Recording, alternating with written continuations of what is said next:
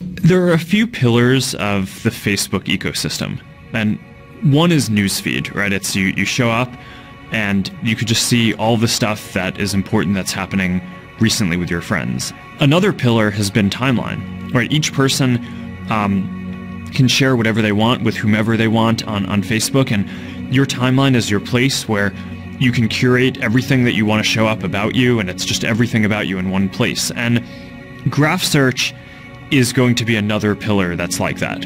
So there's really simple things that people want to do. They want to find all the photos they've liked. They want to find all the photos of two particular people, all the photos of their family. They want to find all of their friends who live in a particular city because they're going to visit there. And those are really hard things to find right now. You have to go to a bunch of different pages, you have to piece all this stuff together, and now it's easy. You know, you can say what you want and you get the results. And in web search, it's very often the case that, if you do a search for, Apple and I do a search for Apple, we're basically going to get the same results. Maybe I'll get slightly more technical results based on, Apple Computer, and maybe you might care about the fruit a little bit more, but they're not that different from each other. Whereas on Facebook, when you do the same searches, we get completely different sets of results because of the depth of personalization that we do. The types of questions that we can solve are kind of the slightly nuanced and social questions that you wouldn't typically think to ask of a search engine, that you wouldn't typically think that the internet could solve for.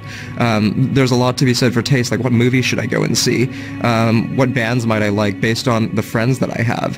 Well, I had a toothache the other day, and so I'm relatively new to the area, so I didn't have a dentist, and looking up dentists that my friends liked was really awesome because I knew I was going to go to someone who knew what they were doing, which she did.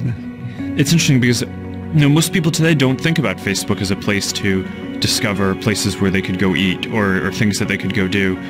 But with this product, I mean, it's so natural to be able to do that. In the past, Facebook has really been primarily about mapping out and staying in touch with and communicating with the people you already know in the real world. But now we're building a product that can also be used to finding people you maybe should know, people who have common interests, people you want to work with. You can find friends of friends who have common interests, friends of friends who are interested in ballroom dancing or in running or hiking.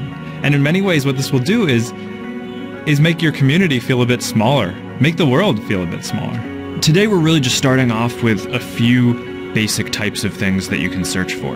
People, photos, places, pages for businesses, and that's just the start. We wanted to get this out as early as possible so we could get feedback from users, iterate, make the product better, and get it to a point where we can launch this to everyone. We just view this as a project that we're going to be working on for years and years to come, but as it gets more complete, it's just going to be this amazing resource for a lot of people around the world to use.